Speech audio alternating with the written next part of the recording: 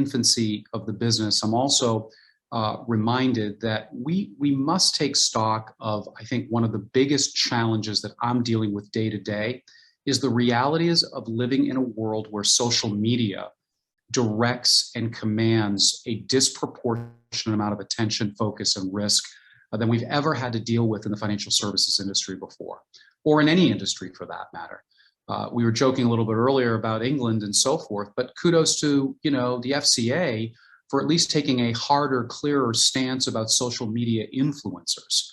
And when I think about one of the biggest challenges I see at the grassroots level in the industry is, why are people getting involved in digital assets and crypto?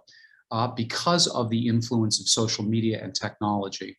And I would say we have an opportunity to refocus on both how we combat that and how we focus regulation first and foremost on that area. And the SEC has already been fairly clear about that. They put out warnings before the Kim Kardashian penalties of 2 weeks ago for people that are aware of that.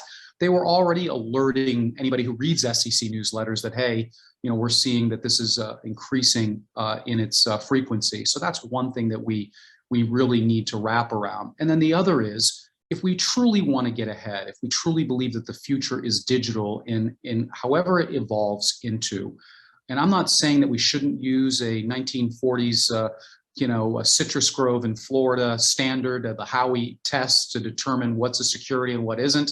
I think it's fairly obvious most of these tokens meet that test. What I'm saying, trying to bring some levity to the point, is that I think we need to reinvent how we're thinking about the next 50, 100 years of regulation and enforcement, both here in the United States. And this is the catalyst perhaps to do that. I think our existing agencies, dominated by the SEC and the CFTC, they've been weighing in very heavily, perhaps too much in conflict. But what we perhaps really need is to rethink the entire apparatus as it applies to what is not going away, and that is the digital ecosystem. Great. Okay, so I'm going to